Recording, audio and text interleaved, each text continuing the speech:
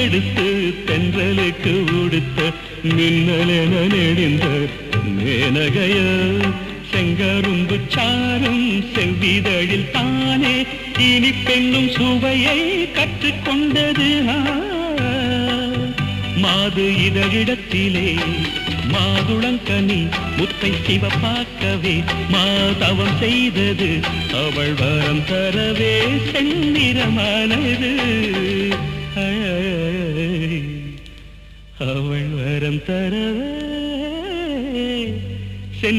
செந்நிறமானது மூங்கிலே பாட்டிசைக்கும் காற்றலையே